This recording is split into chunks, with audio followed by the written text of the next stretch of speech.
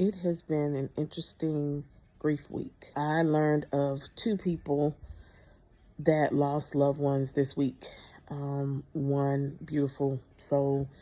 I knew her for years and years and years and years. I knew her, almost her entire family. She was in her 90s.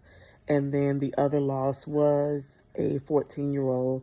I don't know him, personally. I remember going to church with his mom and his family some years ago. They were like probably 2 or 3 years old at the time. And I just found out this week that he passed away suddenly at the age of 14.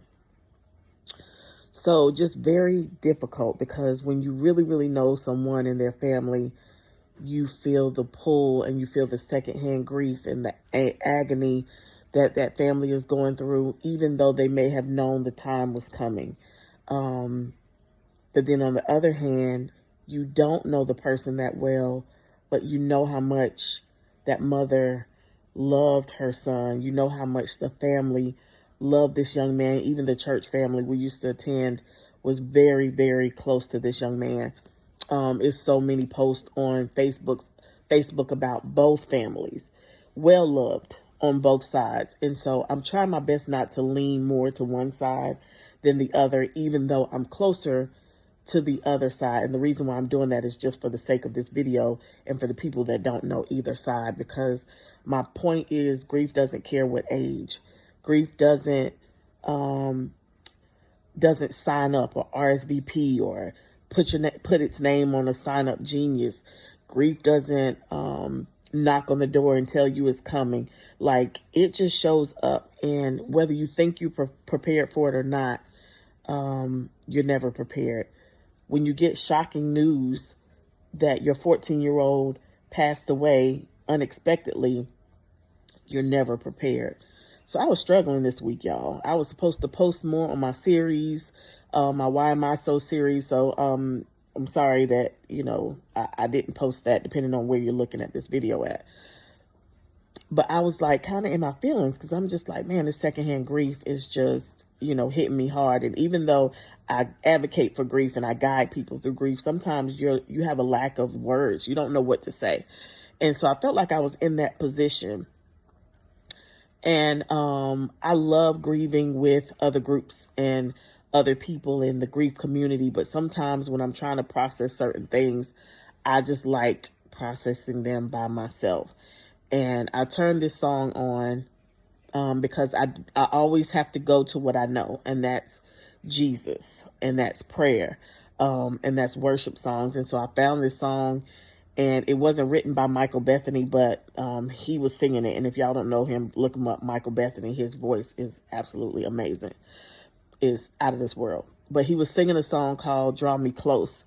And just listening to the words, draw me close to you, never let me go. And then you get to the chorus and it says, you're all I want, you're all I need. And so tears just started flowing, because I felt comforted in that moment. But then the comfort shifted, because I started praying for both families. Like, Lord, the comfort that I'm feeling in this moment, I pray that you will send that same comfort to them. And I know, funerals are coming up this week, and that's going to be challenging, and we have to go through those processes. But I'm just praying that healing will begin immediately, whatever that healing looks like. No, it's not going. That doesn't mean that people have to be super strong, but I'm just praying that the healing will begin immediately. The comfort will begin immediately. And so again, as I was being comforted with those songs, I was praying for the same comfort for these families. Fast forward 2 days ago, I'm driving home and I see this car accident. No medic, no police, no fire, no nothing. Now, I got PTSD a little bit because I just got in a car accident almost a month ago. And immediately that feeling was like, oh my God, another car accident. But when I saw that the mother was trying to get her child out of the car and there was no help there, no medic, I immediately pulled over.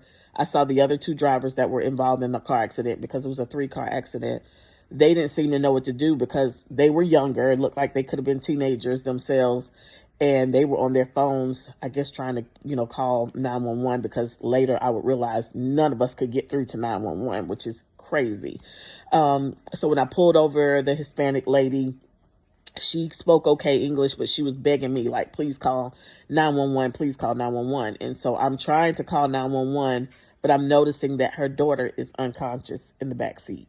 She's maybe a little bit older than my daughter. My daughter's 8, and like her eyes were shut. She was not moving. And then her son was right beside her. He looks like he's about 6 or 7. He already had a previous broken arm, but I could see like a little bit of blood on his mouth and his finger. So I literally had to go into strength mode. Like, I'm trying to calm the mother down because she's panicking, crying, understandably. The car is hot. The airbags had deployed. So I'm asking, one of the other drivers, do you have water? He gave me a bottle of water. So I'm trying to cool the little girl down. She faintly moved her arm just a little bit, but she was out. She was out. So the only thing I knew to go to was Jesus. And I just kept saying Jesus. I noticed the mother was looking at me like, okay, she knows Jesus. But she didn't speak again great English.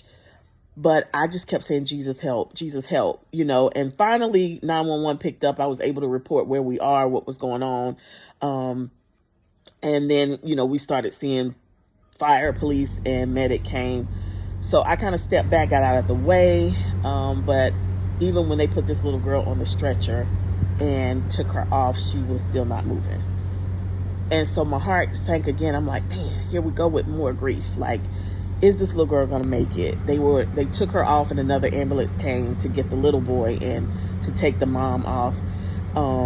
And I got one of her family members' numbers that was standing around. I think they were church members or family members or something. And I begged him, I was like, please just let me know how things are going. I'm, curious to know how things play out. And so he gave me his number, and I waited like a day or so. And I sent him a text message saying, hey, I'm just checking to see how things are going. But I'm bracing myself because in my head, I'm thinking this little girl may not make it. And I don't want to hear any more bad news. I'm trying to make the story short, but I'm trying to also prove a point. So he called me, and he was like, that's my dog. He said, hey, I just wanted to let you know that they, I guess, sedated the little girl overnight so that things could settle with her, but she woke up on her own this morning. This is what he was reporting to me. He said she was moving around and she stabilized and she's doing so much better. We wanted to thank you for being there. And he said, I just hope that God repays you for everything. And I told him that was the best payment I could get, was to get that news. Because I didn't want no more bad news, honestly.